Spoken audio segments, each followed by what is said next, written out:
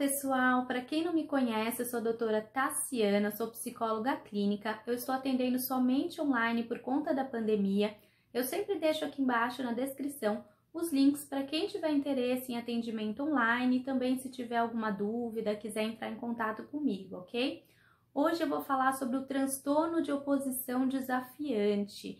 Esse transtorno ele se inicia na infância e adolescência e, se não tratado, ele pode se estender para a fase adulta e também, se não tratado, pode se desenvolver para um transtorno de conduta, que seria aqueles indivíduos que muitas vezes têm ações ilegais, têm problemas com a sociedade, com a justiça e até com o abuso de drogas. E o indivíduo que tem um transtorno de oposição desafiante, ele tem um comportamento negativo, desafiador, ele tem um humor irritável, raivoso e tem uma índole vingativa. Então, ele pode até tramar vinganças. Exemplos, de crianças e adolescentes que podem ter esse transtorno são aquelas crianças que muitas vezes não têm um limite, que se são contrariadas ficam com muita raiva, muitas vezes querem quebrar as coisas, ser agressivos, que querem tudo da maneira delas, que não obedecem professores, os pais, e também adolescentes, podem ser aqueles adolescentes que desafiam, questionam, os professores, adultos, todas as figuras de autoridade, não tem também um limite, muitas vezes podendo ser muito agressivo, raivoso, Então essas são alguns exemplos, de que pode ter esse transtorno. Mas é importante tomar cuidado na hora de dizer que é um transtorno ou não.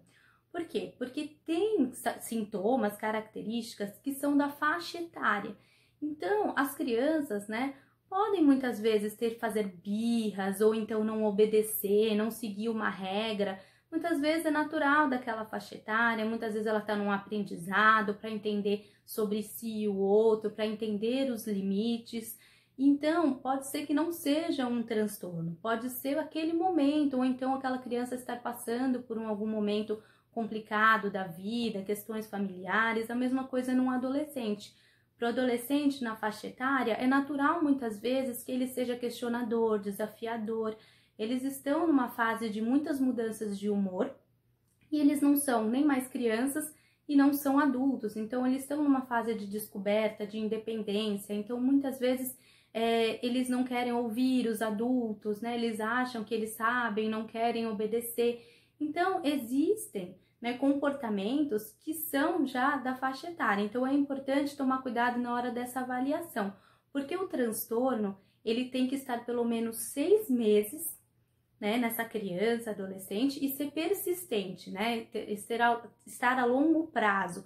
E também traz um prejuízo muito grande. Então, muitas vezes, não é só familiar, traz um prejuízo também na área acadêmica, os professores muitas vezes reclamando, e também com os amigos, os colegas, porque muitas vezes eles acabam se afastando dessas crianças, adolescentes, pelo próprio comportamento, por esse comportamento mais agressivo, mais hostil. Então eles acabam ficando excluídos, e trazendo esse prejuízo muito grande. E é importante notar também que muitas vezes essa criança ela pode estar excluída ou tendo um comportamento mais irritável por um momento que ela pode estar passando, ou sofrendo algum bullying, ou então estar afastada dos amigos, então acaba tendo um comportamento mais agressivo, Diferente do transtorno, que é algo que é realmente do próprio comportamento dela e as pessoas se afastam pelo jeito dela agressivo e hostil. Então, por isso que é muito importante avaliar, para saber se realmente é um transtorno ou não. E as características mais comuns desse transtorno é a perda de paciência muito fácil, é discutir com adultos, com figuras de autoridade, muitas vezes não conseguir seguir regras, obedecer, é ter um aborrecimento muito fácil, ter um comportamento raivoso, agressivo, irritável e muitas vezes não conseguir controlar os seus comportamentos e emoções. E esses comportamentos mais desafiadores, eles podem ser verbais, como xingar, insultar, reclamar. Pode ser também físico, então perturbar, os colegas, de alguma forma fugir, roubar, ter um ataque de fúria, ou então agressivo, agredir fisicamente alguém, né, quebrar objetos, né, ou quebrar patrimônios, né, de alguma forma. Então percebam como traz um prejuízo muito grande, não só para eles, mas como para as pessoas no geral, para a sociedade. E o que causa esses transtornos, né? As causas podem ser biológicas e também psicossociais. Então, geralmente, essas crianças, adolescentes que têm esse transtorno, elas têm pais, cuidadores que são muito autoritários ou então que são muito permissivos, que não trazem um limite, ou também negligentes. Então, pode ter uma ausência física, né, ou emocional, ou então ser um ambiente de muitas discussões, brigas, agressões. Então, esses podem ser alguns fatores. E é muito importante, no momento de fazer a psicoterapia, de fazer um trabalho em conjunto com os pais, com a família, porque muitas vezes se coloca a responsabilidade apenas naquela criança adolescente. Então, eles têm um transtorno, vai fazer um trabalho só com eles. Mas, se não há uma mudança em casa, né, com os pais, né, não há uma mudança de comportamento, o tratamento não é efetivo.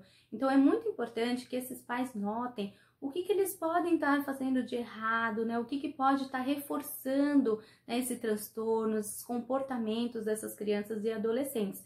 E é complicado porque muitas vezes os pais, eles têm dificuldade de aceitar que eles erram. E muitas vezes tem aquele sentimento de culpa, ou ficam pensando, nossa, eu não sou um bom pai, eu não sou uma boa mãe, como que você pode dizer que eu errei dessa forma? Mas é importante entender que nós somos humanos e que todos nós erramos, nós não nascemos sabendo ser pai, mãe, a gente vai aprendendo com o tempo, a gente está evoluindo a cada dia. Então é importante entender que às vezes esses pais também têm crenças, né, que foram aprendidas dos pais deles. Então, não foi trabalhado e muitas vezes passam para os filhos e eles acham que estão dando ali o melhor deles, mas muitas vezes está trazendo algum prejuízo, né? E é importante entender que pode haver novos comportamentos, novas formas de lidar com os filhos, né? Então, esse trabalho em conjunto é muito efetivo e é essencial, tá? E se você se percebe também um adulto com um transtorno de oposição desafiante, também não deixe de buscar uma ajuda. Muitas vezes até pode perceber que você acaba querendo se opor a tudo. Então, às vezes você pode até concordar com aquela pessoa, mas você quer se opor, você quer desafiar, né? Muitas vezes quando é contrariado, tem um sentimento de muita raiva, agressão, acaba tendo muito problema para se socializar, né? Em várias áreas da sua vida. Se você percebe isso, né? Tem como isso ser mudado. É claro que o tratamento com criança e adolescente, quanto antes, ajuda, né, a ter uma mudança maior de comportamento, porque quando adulto, às vezes já trouxe mais prejuízos e é um longo período, né, aqueles comportamentos já estão enraizados, mas sempre quando se quer mudar, se quer evoluir, é possível, não deixe de buscar uma ajuda também, tá? Então, eu espero ter ajudado, se tiver alguma dúvida, pode entrar em contato comigo, curte, comenta, compartilha para que outras pessoas também tenham conhecimento sobre o assunto e se inscrevam no canal e ativem o sininho para receber os meus próximos vídeos. Se tiver novas sugestões de vídeos, também pode deixar aqui embaixo nos comentários, tá bom? Eu agradeço e até mais!